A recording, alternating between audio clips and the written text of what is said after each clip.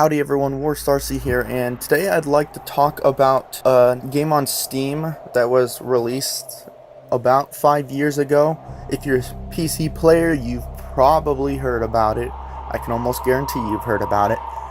But if you're not, then there's a good chance you haven't. The game is called Nether, or as it was rebranded 1 year after the release in 2014, Nether Resurrected. But for the case of this video, we'll be just calling it by Nether. And before we begin, I would like to say that some of the information in this video is from the Nether Wikia, as it's been so long since I've actually got to actively play this, and it's pretty much a dead game that you're not going to find any players playing it in, so a lot of the stuff you won't be able to see for yourself. So if you want more information, then you can also check out the Nether Wikia, which is kind of small, unsurprisingly, but anyways.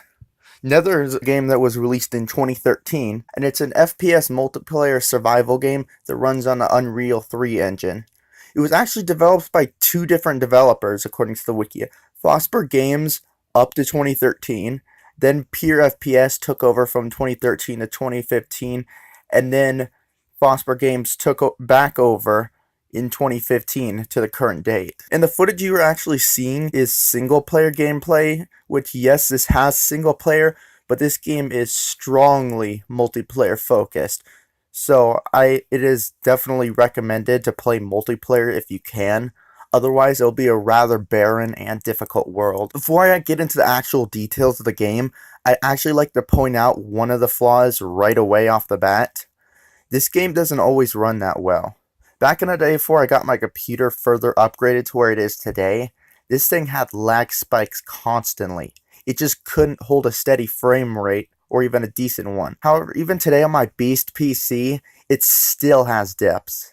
It could be due to the devs not properly optimizing this game, which I wouldn't put it past them, as this game has had some rather poor support, considering at this point it's basically abandoned and its review status sits at mixed, with the recent being very negative. Getting into the more aspects in the inventory system.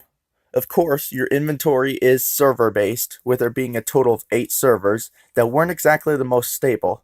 So if you built up quite a collection of weapons and supplies, you'd often have to start over. In the base, you have a place where you can store all your weapons, food items, ammo, key, and other items you find in the world, which you can also sell items for in-game money. And of course, there's also a weight limit to what you carry, so so if you're carrying too much, then you'll have to make trips back to the safe place to drop stuff off. And of course, if you die, you lose everything you had on you. The survival idea itself wasn't original, but as far as I've seen, it did have its own sort of nether creatures to differentiate itself from other games. Most of which let out a sort of screech when they are alerted to you, and then bury into the ground and pop up close to you, usually from behind. They tend to do this from time to time, which the creatures can usually be quite easily disposed of, but in greater numbers it can become overwhelming unless you found some really good weapons. Another thing, the hit system isn't always the best either, so you can shoot at a higher point of their body or even constantly melee attack them, and if you're not hitting just direct on, it's not always going to register, which can get quite annoying at times. Of course, you're not only fighting these creatures, but your own hunger, as is the custom of survival games. Only difference I can really see that is that your hunger and thirst is basically one thing. So you can eat and drink, and it applies to the same thing, though drinking is more so to restore your stamina, because sprinting and jumping take stamina. Of course, we then move on to quests. They're quests to deliver the items.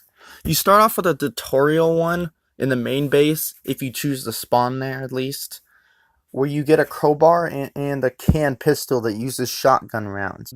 These are pretty easy to obtain, as it just has you running from one building in the base to the other, handing over packages to various places, which you'll get the crowbar for the first time, which I believe that one, you even after you die, you can just keep going back to get another one. And then, of course, you then move to the other building where you're given the materials to craft your canned pistol. There are other delivery quests found in the game. Some of them dropped within the world, and the rest is basically the continued tutorial, which you're moving to other towns. But most of them you'll have to run much further out of this to further safe areas to deliver the packages, which will offer XP and sometimes items in return, if I remember. Which the crafting system is kind of flawed.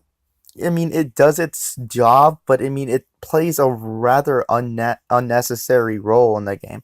For the tutorial quest, you're given the materials to craft your first range-based weapon, the previously mentioned can gun. But beyond that, I've never really had any use at all for the crafting system, as everything offered in there you can just find better out in the world. Then you move on to loot drops, which loot drops last 20 minutes, and all players are notified of the location throughout the 20-minute period.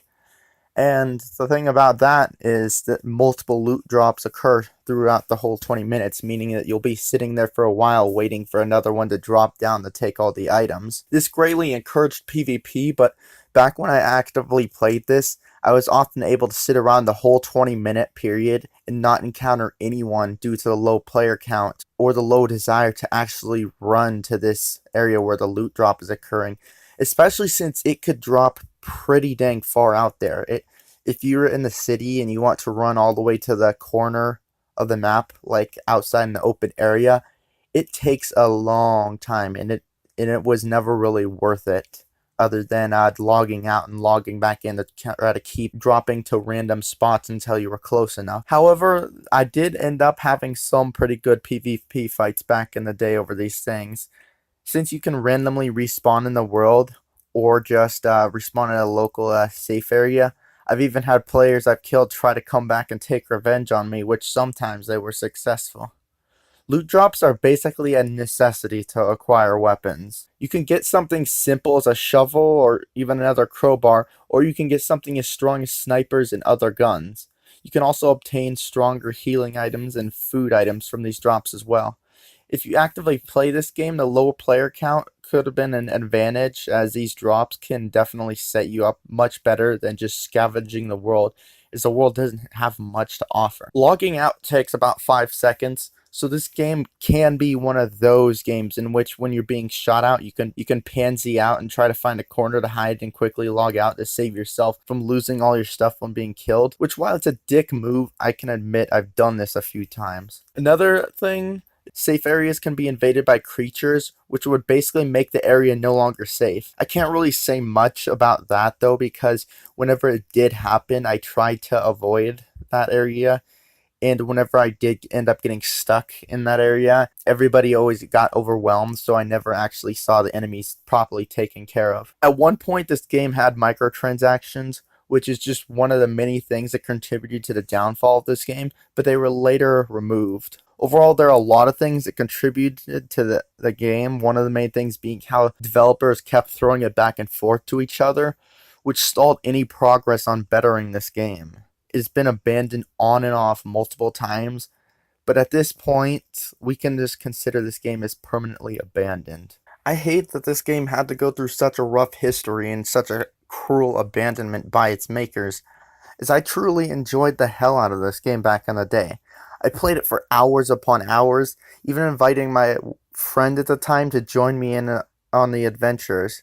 Hell, I would often find myself just doing stupid things like running through the city playing extended versions of City Escape Classic Remix while playing with a friend, and I had a blast doing it. I'd always max out all the important character skills and get loaded with weapons, but there was always that lack of things to do besides travel through a depressing world looking for loot, especially since I was almost never attacked by other players due to how low the player count was.